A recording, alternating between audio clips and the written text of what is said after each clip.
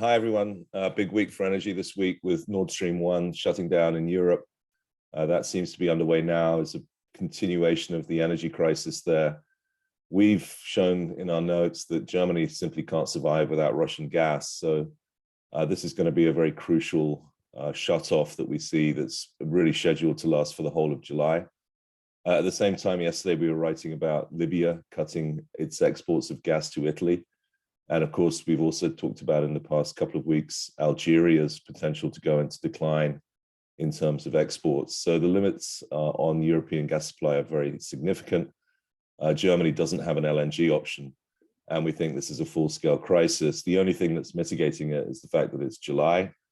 As we go towards winter, this crisis is going to get worse and worse, and it may be ultimately that Putin can sue for some kind of ceasefire in his favor, based on the pressure that he's putting on European gas markets.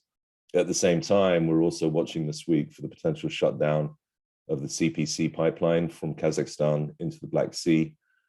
That evidently is under appeal, but may well get shut this week. So watch that. That could take out 1 million barrels a day of oil from global markets. And generally speaking, prices are under upward pressure led by European gas. The problem with all of this is that shortages are not that bullish for the oil equities. If the price is driven up by shortages, ultimately we're actually destroying demand. And really the oil equities trade on energy demand being strong. Rationing is not positive. And ultimately these prices are not getting capitalized into the stocks.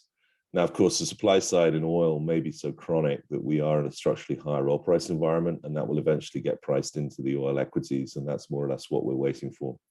Also this week, President Biden is visiting Israel and Saudi. We had thought that Saudi would be announcing diplomatic relations with Israel, which is really an outcome from the Trump foreign policy, which was hugely successful in the Middle East.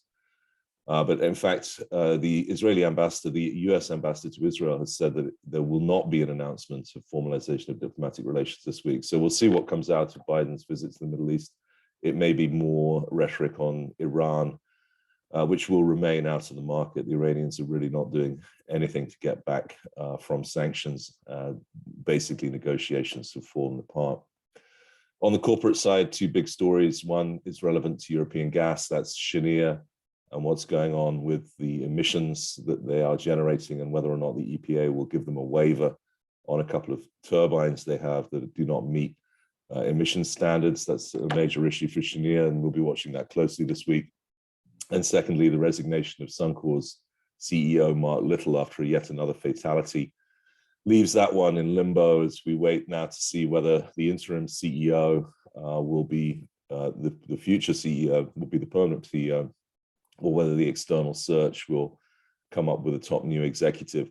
So Suncor is definitely in a limbo, and the problem for Suncor is to build a safety record takes time, and at the moment their clock just got reset to 0.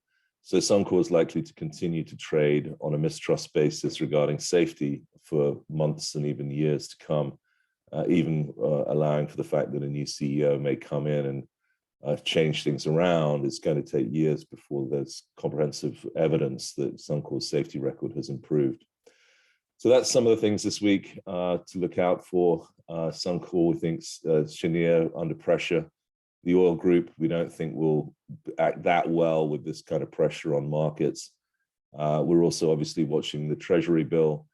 The spike on the jobless numbers, the jobless number on Friday, which was very strong, was ostensibly very good, not least for US refiners. But of course, the impact that then fell through to Treasury bill interest rates becomes negative for the market. So we're in a little bit of a damned if you do, damned if you don't tape for the oils at the moment. Over the course of the second half, we still believe that prices will remain highly elevated, even more elevated as we go into winter. And we do think that in due course, the oils will get discounted at a higher valuation based on a structurally higher price of oil and gas. As for refining, you don't buy them into a recession, but the jobless number suggests that not only is Q2 going to be remarkable, but so is Q3. And we've never seen such a big disconnect between the earnings and the stocks as we've seen right now. So very positive on refining as we go into Q2 earnings, with Q3 starting so strong. That's it. I hope you have a great week. Paul Sankey.